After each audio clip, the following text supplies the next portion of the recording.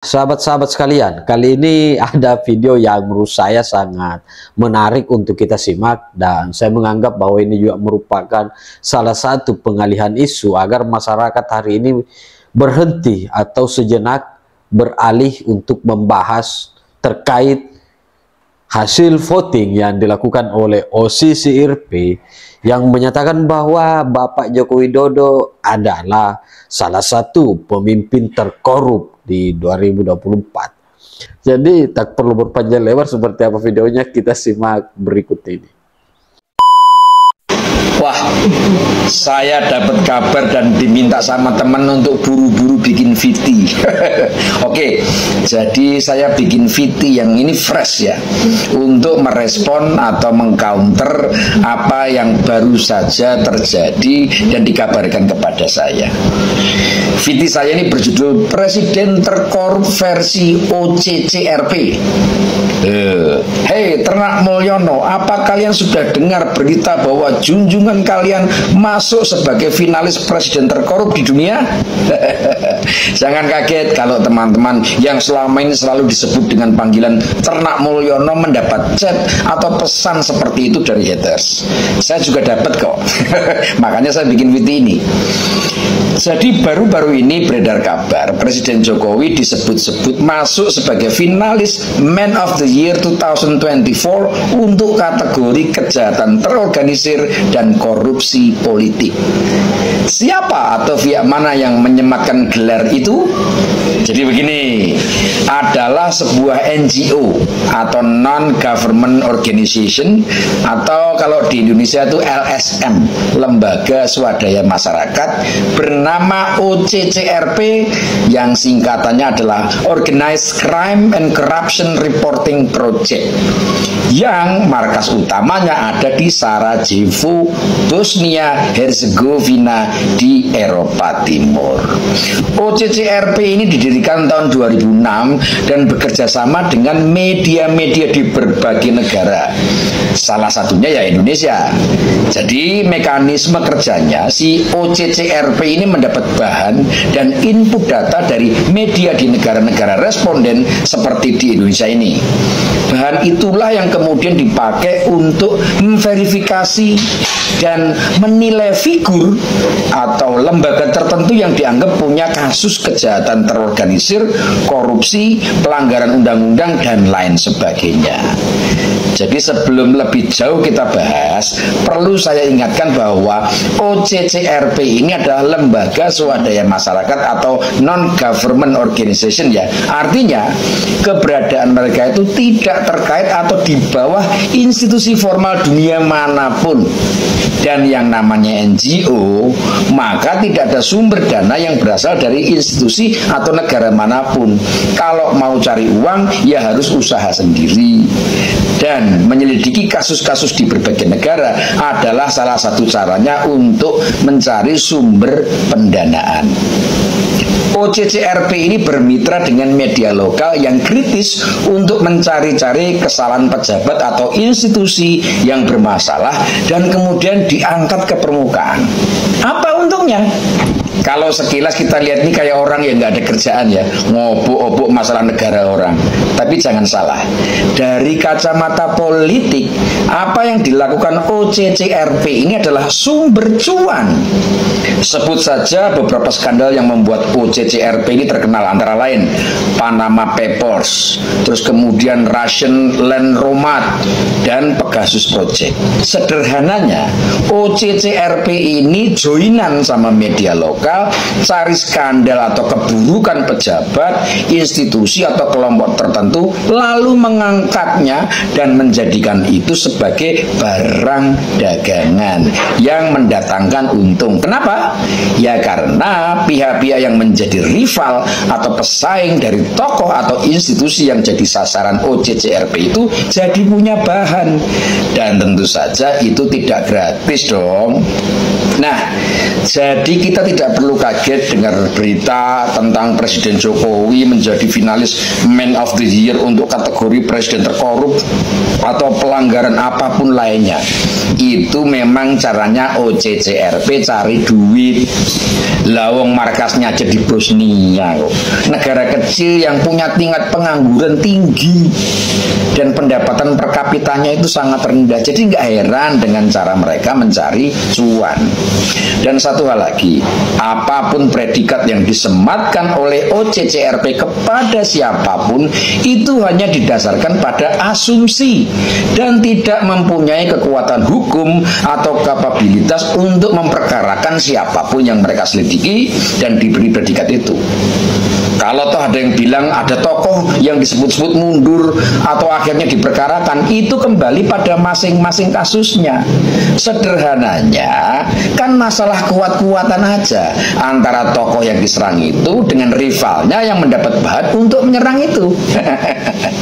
Jadi kalau ternyata datanya nggak valid, siapapun yang dikasih predikat itu ya boleh saja, ya kan? Tapi dari berita ini kita harus ingat dan menyadari sesuatu yang selama ini sama-sama kita tahu. Kalau si OCCRP ini mendapat input dari media lokal, maka kira-kira media lokal mana yang kasih asupan ke OCCRP soal Presiden Jokowi? Mana sih media yang paling benci sama Pak Jokowi?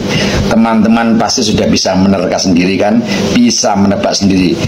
Jadi kalau bukan pesanan, terus apa lagi? Semoga bermanfaat. Rahayu. Assalamualaikum warahmatullahi wabarakatuh. Selamat pagi semuanya. Sudah lama saya tidak konten ya, karena sibuk. Kali ini saya akan bahas tentang OCCRP yang banyak diminta oleh teman-teman saya. Katanya saya suruh bahas. Ya sudah, saya bahas. OCCRP ini adalah organisasi yang memblow up berita-berita korupsi di negara-negara dunia, ya. Tapi berbayar. Kalau kamu mau berita korupsi di negara kamu di blow up, maka kamu harus donasi dulu ke OCCRP ini, ya. Jadi OCCRP ini sebulan itu bisa menerima donasi sekitar puluhan juta rupiah, ya. Menjelasnya saya kurang tahu ya, pokoknya puluhan juta rupiah. Dan dia sekarang sudah punya dana dari donasi-donasi itu, dari donatur-donatur itu sekitar 16 juta dolar. Gila ya. Hanya dari memblow up berita-berita korupsi di dunia, dari orang yang mendonasikan uangnya itu, maka dia sudah punya kekayaan ya yang segitu banyak, ya. Nah, kita tahu karena kredibilitasnya dia berbayar, artinya apa? Ketika dia menyiarkan berita, maka berita tersebut adalah berita bayaran. Jadi dia ini buzzer sebenarnya ya, wartawan buzzer ya, yang membuat sebuah asosiasi. Ya, cuma dia pintar, dia jadikan bisnis. Dia jadikan bisnis nih, buzzer ini jadikan bisnis. Kalau di Indonesia itu PDIP punya buzzer-buzzer gitu, menyebarkan berita-berita hoax, dibayar, tapi dia hanya mengeluarkan uang untuk membayar buzzer-buzzer. Ya, bisnisnya di situ, PDIP jadi punya kredibilitas dari para buzzer ini kan begitu. Nah, kalau ini dibisnisin, lo kalau mau gue siarin berita-berita korupsi di negara lo tanpa gue cantumin sumber informasinya, lo bayar dulu, donasi dulu sama gue, nanti gue sebarin. Termasuk berita Bapak Jokowi masuk sebagai finalis presiden terkorup ini berdasarkan dari voting. Dari voting ya, berdasarkan voting. Kita tahu yang melakukan voting ini ya anak-anak Banteng, anak-anak Abah. Voting Pak Jokowi katanya terkorup. Tapi Pak Jokowi masuk finalis saja. Masuk finalis artinya apa? Bukan presiden terkorup di dunia, hanya finalis. Dan kalian tahu 2014 Putin pun masuk sebagai presiden terkorup, finalis juga. Kemudian presiden Turki Erdogan itu juga masuk sebagai presiden terkorup. Pernah masuk ya.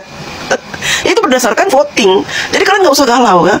Ini tuh OCCRP itu menurut saya asosiasi apa nggak jelas, karena berbayar, isinya buzzer ya. Kalaupun mereka membuat nominasi presiden terkorup itu berdasarkan voting, sekali lagi voting. Jadi kalau ada seseorang yang tidak disukai di sebuah negara, presiden India aja masuk. Presiden India ya kan. Kemudian presiden Suriah masuk. Karena apa? Memang ini ada orang-orang yang menginginkan nama-nama tersebut dicitrakan buruk di dunia gitu. Ya, jadi ada seseorang yang mengeluarkan dana untuk menyebarkan, untuk membuat begitulah. Gini ya teman-teman, apa yang dihasilkan oleh OCCRP ini tidak bisa dipertanggungjawabkan karena hasilnya sentimen para voters, sentimen, ya. Bukan sesuai data dan fakta. Jadi tidak usah dikhawatirkan. Ya, tenang aja. Presiden Putin juga santai, pernah masuk nominasi finalis presiden terkorup dunia di 2014, santai. Presiden Erdogan santai. Semuanya pada santai karena memang organisasi berbayar sekelas buzzer. Cuma ini buzzer dunia gitu. Isinya para wartawan, mantan-mantan wartawan yang nggak ada kerjaan. Jadi kayaknya tidak perlu diambil hati. Ya, karena apa? Yang berhak menghukum seseorang korupsi atau tidak adalah negara ini. Kalau memang Pak Jokowi terbukti korupsi, tangkap aja. Emang saya pencinta Pak Jokowi menghalang-halangi? Tidak. Silakan kalau ada bukti, tangkap.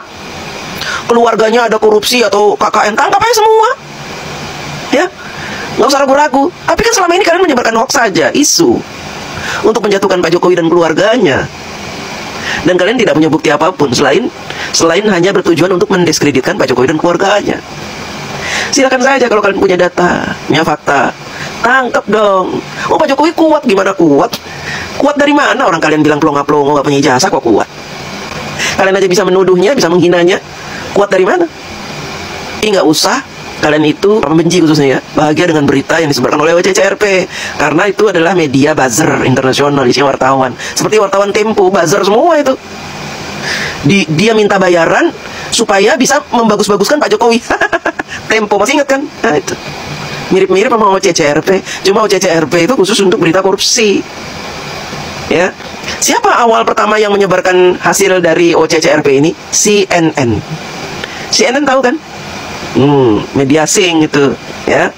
Kemudian dihapus beritanya, berita online tentang OCCRP Pak Jokowi masuk ke nominasi finalis terkorup itu dihapus. Kemudian disebarkan oleh media-media mainstream yang ada di Indonesia, oleh Tribun, Kompas, Tempo termasuk. Dimakan itu berita itu, disebarkan, wow, booming. Akhirnya OCCRP jadi ngetop. Ikut ngetop nih di Indonesia OCCRP. Jadi banyak orang yang baca nih websitenya OCCRP, termasuk saya. Saya baca, oh ternyata cuman organisasi ecek-ecek menurut saya, walaupun anggotanya di seluruh dunia, tapi menurut saya itu adalah organisasi yang menyebarkan berita-berita nggak jelas. Karena apa? Karena sumbernya dari orang-orang yang anonimus. OCCRP ini bisa memblow up berita dari saya. Misalkan saya daftar, saya donasi, saya beritakan aja berita hoax yang ada di Indonesia. Pak Jokowi mengambil uang negara sekian triliun setiap bulan gitu, hoax gitu ya. Saya bayar donasi. Nah, nama saya ini tidak dicantumkan. Itu OCCRP. Jadi dia menyebarkan berita itu. Ya, karena di Indonesia ini kan adili Jokowi itu sengaja dibuat dulu beritanya, framing itu tuh. Adili Jokowi, Jokowi merusak konstitusi. Itu di framing. Nah, ketika mereka melaporkan ke OCCRP maka ditanggapi. Karena ada berita yang mendukung itu, yang tadi itu ya. Demikian, terima kasih.